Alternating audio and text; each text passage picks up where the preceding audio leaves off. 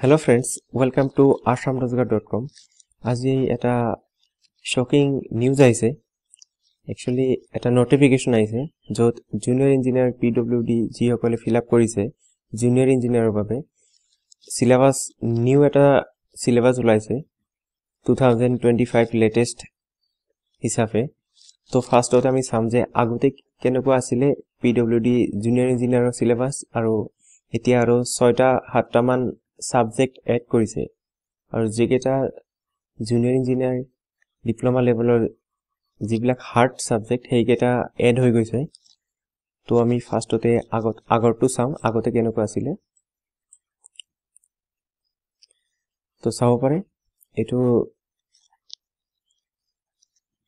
Old syllabus হয়।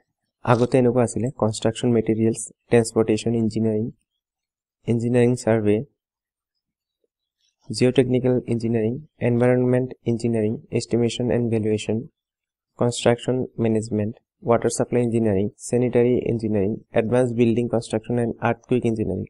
এখিনি আছিল টেকনিক্যালৰ বাবে আৰু এখিনি আছিল নন টেকনিক্যালৰ বাবে। তো এখিনি বাৰু লেটেস্ট সিলেবাসত একে আছে নন টেক খিনি, কিন্তু টেকত অকমান চেঞ্জ কৰিছে। তো আমি চাও টেকত কি সাবজেক্ট এড হৈছে। তো ইয়াতে চাব পাৰে।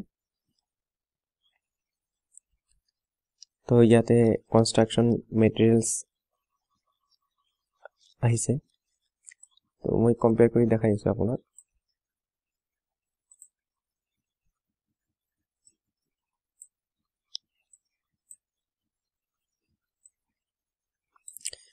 তো লেফট সাইডে এইটো সাইডে ওল্ড সিলেবাস হয়, এইটো সাইডে নিউ সিলেবাস হয়। তো আপুনি চাব পাৰে construction materials, transportation engineering, engineering survey, geotechnical engineering, environment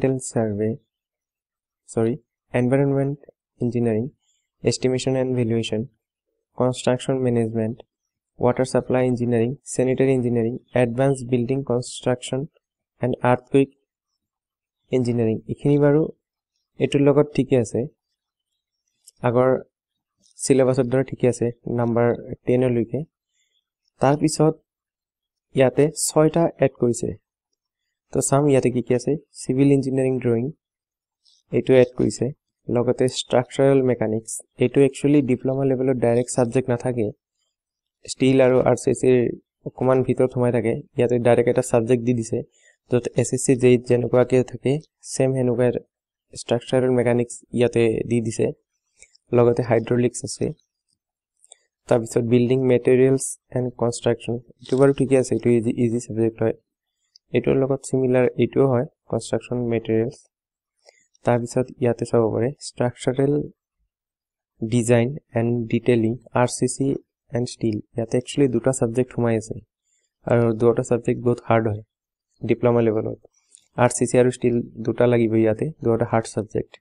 আৰু লগতে flood control and soil conservation এইটো ডাইৰেক্টলি ডিপ্লোমা লেভেলত ডাইৰেক্ট সাবজেক্ট না থাকে, তথাপি বাৰু এইটো পাৰা যাব, এইটো ইজি আছে এইবিলাক। কিন্তু স্ট্ৰাকচাৰাল ডিজাইন এই দুটা আৰসিসি আৰু স্টিলটো অকমান হাৰ্ড হৈছে, আৰু হাইড্ৰলিক আৰু স্ট্রাকচারাল মেকানিক্স। তো ইয়াতে 6টা সাবজেক্ট এড হৈ গৈছে। একচুয়ালি 7টা সাবজেক্ট হয়, ইয়াতে দুটা আছে আরসিসি এন্ড স্টিল। তো ইয়াতে চাব পাৰে আৰু নন টেক খিনি বাৰু একে আছে ওল্ড সিলেবাস আৰু নিউ সিলেবাসৰ হয়তে। তো তলত মই ডেসক্ৰিপচন লিংক দি দিম, আপুনি ডাউনলোড কৰি ল'ব নতুন সিলেবাসটো। ধন্যবাদ। আৰু আমাৰ ashamrozgar.com ওয়েবসাইটটো ভিজিট কৰিব। ধন্যবাদ।